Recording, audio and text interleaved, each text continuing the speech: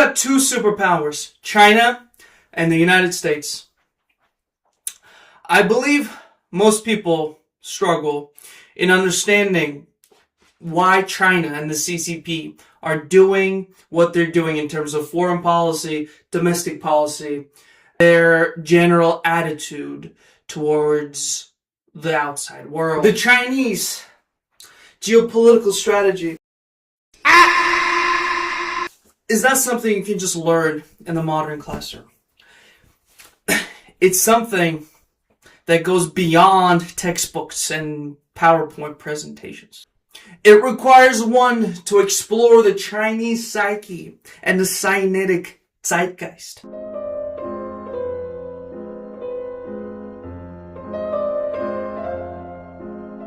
You're not going to figure this out from one lecture or that book. It's a civilizational immersion that you must embark upon.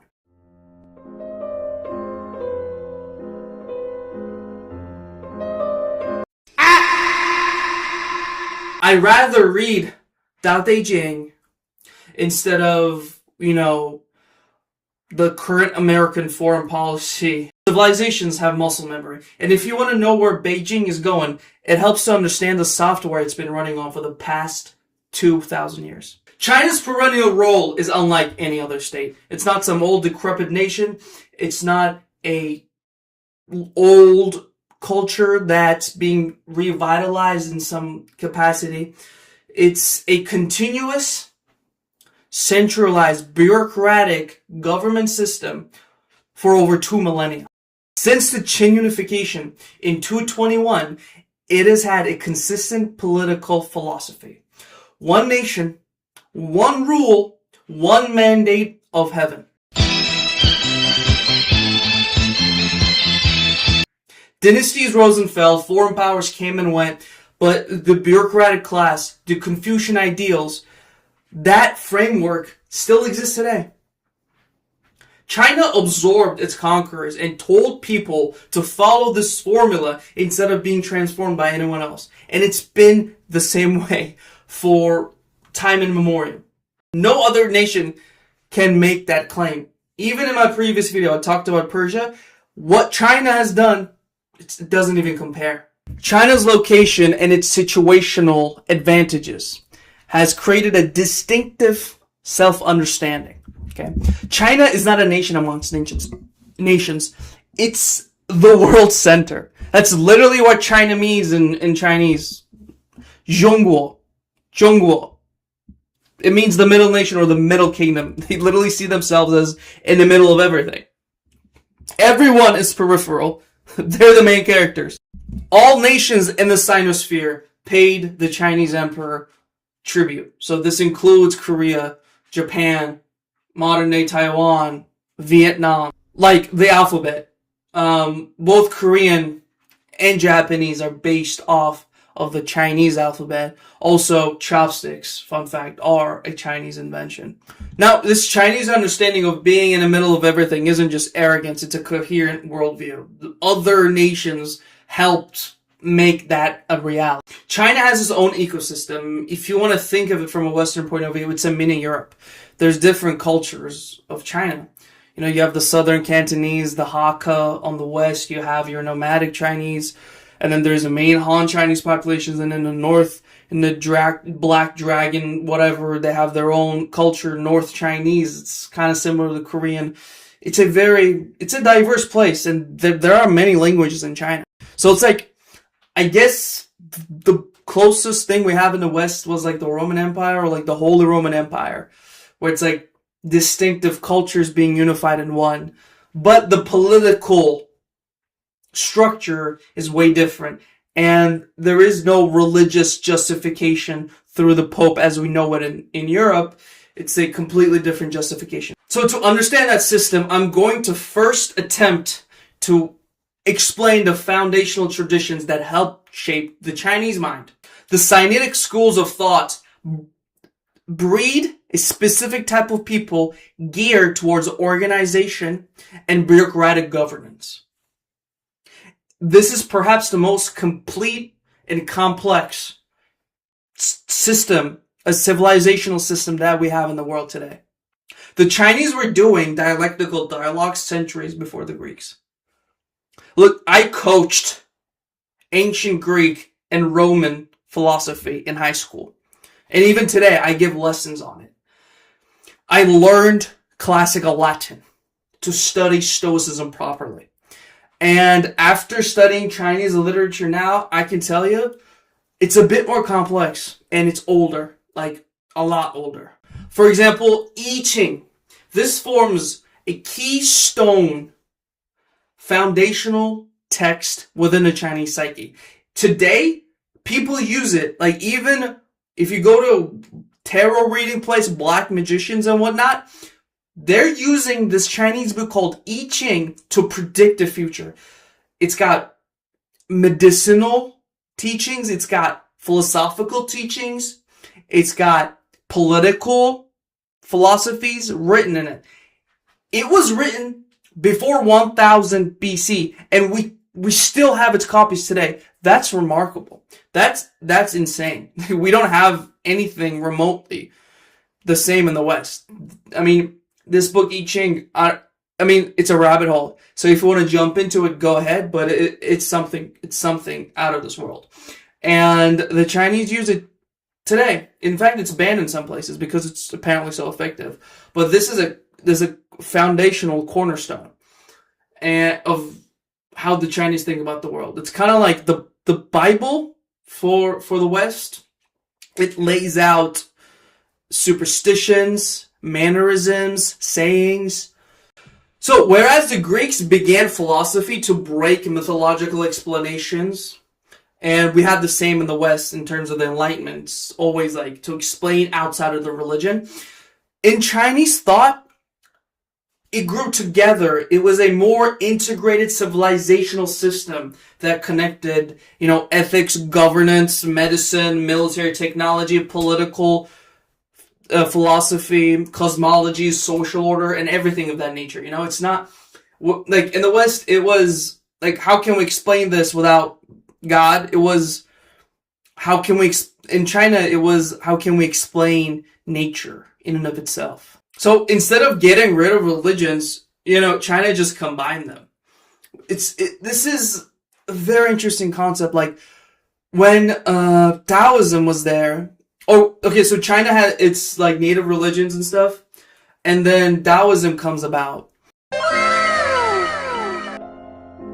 and that combines with that like existing native religion, and then Confucianism comes in. And your phone ringing. Big boy, come pick up your phone. Why pick up your phone? Buddhism comes in. Please help me. So Buddhism and Taoism mixing creates Zen Buddhism. So it's a puzzle. It's always evolving continuously. Whereas in the West we eliminate, we fight. It's mutually exclusive. It's either like Catholicism or communism, it's Protestantism, it's Islam, it's always conflicting. Whereas China they just put everything together. And obviously this is going to take a lifetime of study to understand. Or you have to be born into the culture. But that psyche, the superstitions, and societal outlook, meritocracy, being the best in what you do, these are all parts of the Chinese psyche that's been in development for more than 5,000 years. The second biggest factor of the Chinese civilization, it's its approach to power. Or to put it differently, how a civilization imposes its own will to the world around it. So, again, the European tradition. Honoring its, dominant Indo-European ancestors, it values the power of the sword. So military conquest is at the center of prestige. The great man is the conqueror. Alexander, Caesar, Charlemagne, Napoleon. Those types of guys. Success is measured by how much land you took and how many enemies you killed. And how many, The Chinese tradition developed differently. Okay? China certainly fought wars and expanded its territory, but it valued something else. Chinese prestige is associated with the administrator rather than the conqueror, the scholar, the sage, the builder of order. So China had a period where it's called like the 100 schools of thought. So when their philosophy peaked, there was a lot of war and eternal conflicts going on.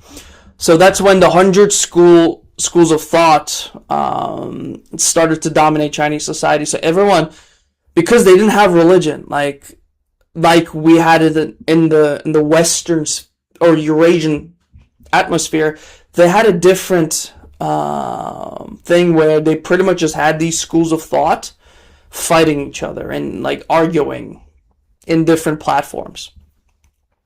So in the Chinese courts, rulers would have like a legalist scholar, a Confucian scholar, a Taoist scholar, a Buddhist scholar, and they would literally just argue it out.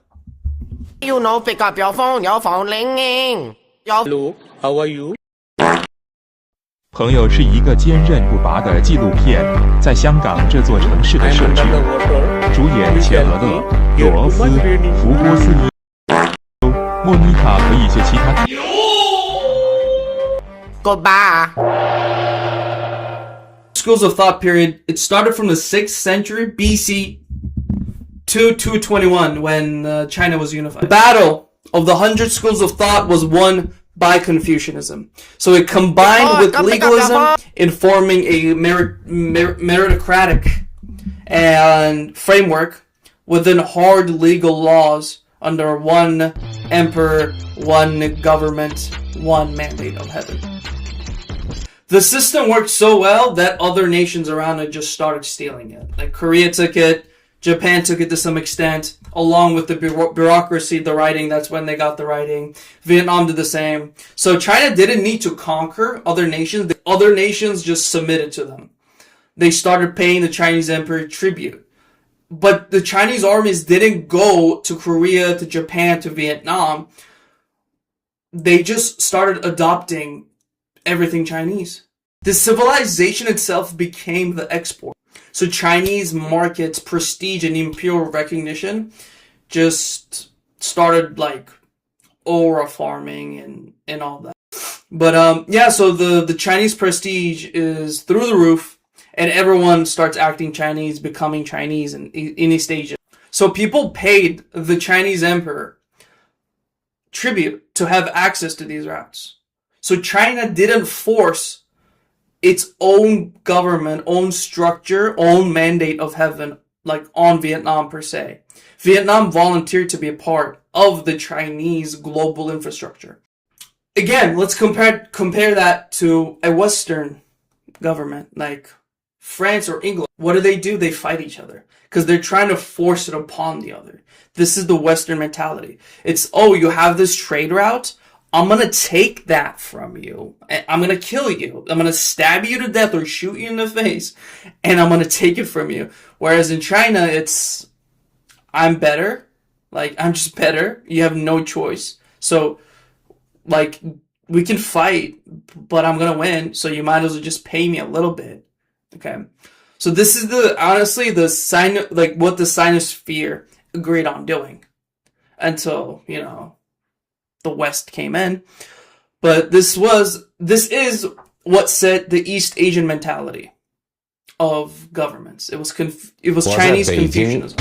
If you think about it, and just a funny tangent I like to go on a little bit, in the West, we fight really easily, Again, that imposing of the will. If you go to any American bar or like English or Western bar, you're gonna see a fight there. Like, it's very common to see fights in the West. Like, we see people knocked out, there's videos online, like, people are very open to fighting and arguing. In East Asia, this is not the case. Like, people just usually argue. They might spit on each other. They literally do that sometimes, which is hilarious. But they're not gonna fight. Like, it's just not common. There might be fights, but it's just not common. And that represents that mentality. And it's a whole psyche, This is not something that happens overnight. It's thousands of years of civilizational harmony. Again, don't confuse that with being a pacifist. Like, China isn't like completely peaceful. You know, the Han, Tong, Ming, and Qing. Woo! Han, Tong, Ming, and Qing. Say that. Repeat it. Han, Tong, Ming, and Qing. They all fought major wars. But the reason why it's not necessarily prevalent, it's because it wasn't a lot. You know? And they didn't really talk about it too much. If you read Chinese history from the Chinese sources, you'll see that, you know, the scholars were valued, inventors were valued, teachers were valued. You know, the success, you will, in like a Chinese history book, you will see like a successful bureaucrat be talked about more than some like victorious general. Now, they also mattered. But even within like those generals, like, for example, An Lushan or Cao Cao, just to name a few, they actually compare them with how smart they are. You know, like, oh, he was actually smart. Not necessarily like the warrior prowess, although they also talk about that. It was more of an intelligence, like, oh, like he outfoxed this guy, so he was smarter. Like, that's what they value. It's really interesting. The most aggressive, you know, periods of Chinese, like, let's say like China invading other countries, they were under the control of foreign dynasties. Like the Yuan, for example, were Mongols, and the Qing dynasty were Manchus. Different Mongols. The Mongols are, you know, different. It's like a wolf and a coyote, you know, like Mongol and Manchu. So Manchus are like weird leftover Mongols. They're actually what we call Qing. Like, they're the Qing dynasty. They're actually not Han Chinese, they're Qing. One other time was when An Lushan took over China, who was a Sogdian Turk. Again, you know, we won't leave that shit alone. Don't matter if it's in fucking, in the Middle East, if it's in Europe, or if it's in China. We're out here. Oh my god, Oh, man. What the fuck, man? Get your ass on, man. Don't matter, bro. From China to fucking Morocco. Again, just to summarize all that up, it's the Chinese right to rule doesn't come from blood, but it comes from competence. The ideal ruler isn't just some like champion on a horseback, which is the archetype set by Charlemagne in the West. It's the sage administrator. It's the bringer of harmony to the world. It's the man with the burden of the mandate of heaven. It's a philosopher scholar. You know, he's not out in public. He's, you know, writing civilizational treatises in his room. You know, that's what China valued. It's, you know, high IQ civilization. You know, you know, not like us autistic Westerners. Just blood and war. You know. Just kidding. Relax. That's why the West doesn't understand China. If you don't study these realities, you know, and understand what they hold to be sacred and just, you're not going to understand China.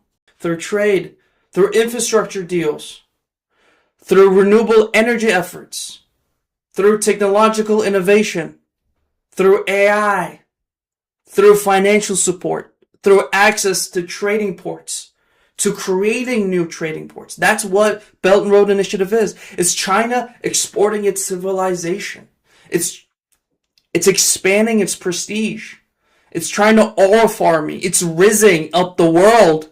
China would prefer that nations voluntarily come to its orbit than to force themselves upon others. So that's why it's doing its posing. That's why it's acting the way it's acting. That's why it's going to Africa. That's why it's creating initiatives and creating dialogue. Because it's just, that's how it is. This approach has deep roots in China. That's just their muscle reflex. This brings us to modern China and Xi Jinping. 北京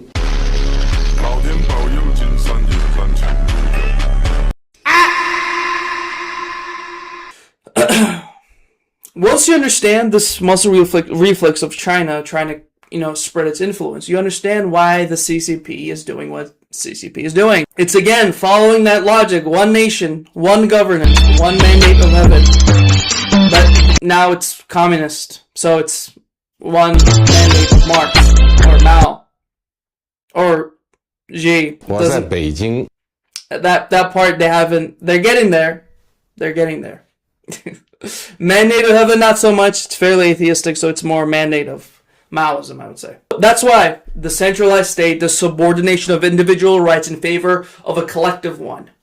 That's why what rejection of Western values and the embrace of a multipolar world order. So these are not aberrations to what China does usually. This is not some new China phoenix rising out of the blue. This is what China's been doing for centuries upon centuries. They did it before in the Han Dynasty when they dominated the Silk Trade.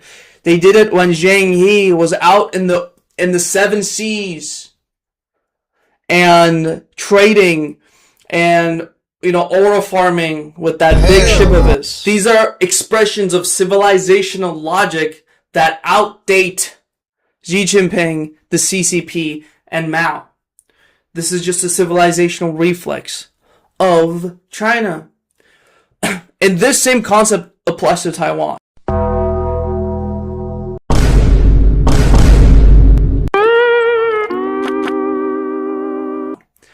With its limited resources and population, it still holds significant sway in world politics. Now listen, I'm not going to get into that contentious issue, but China's problem with the modern Republic of Taiwan, again, is that one nation, one government, one emperor mentality that's built in the Chinese psyche.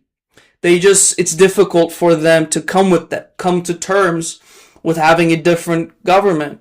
That's why it's always China is Taiwan, China is Taiwan. And that's the dispute between those two. Now, they are one nation, but again, I don't know anything. So, up to you. I don't know. Okay, have fun in the comments.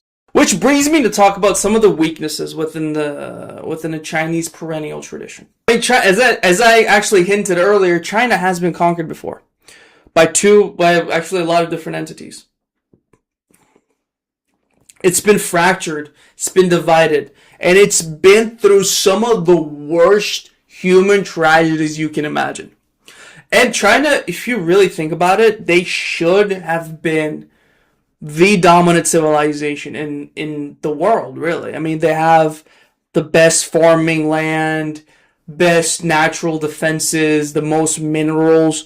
I mean, it's being part of that Yellow River Basin is like starting off with so many more advantages as opposed to any other civilizational basin. So maybe they put a little too much into philosophy and thinking and higher logic. Maybe investing a little bit more civilizational points into the martial arts would have been more effective. They maybe would have been able to create a unified entity earlier. Maybe they could have had a more collective and unified culture earlier. But whatever it is, China's perennial role is very real today, and it's still one of the most dominant civilizations out there. And today, China is acclimating to the modern climate. It's probably built the biggest army in its history, the most technologically advanced, and it is preparing for a showdown with the United States. At the end of the day, whenever China unifies and opens up to the world, it usually ends up dominating the world in global trade. And when it does that, it really, lays down the pipe. Today, it still spreads its influence through diplomatic efforts, technological innovation, philosophical inquiry, economic aid and development, and just stone cold business, manufacturing. So they're really dominating those sectors. Xi Jinping represents the modern zenith of this tradition. In a weird, idiosyncratic Han Maoist way, but it's still the same civilization, same reflexes, and same Chinese aura.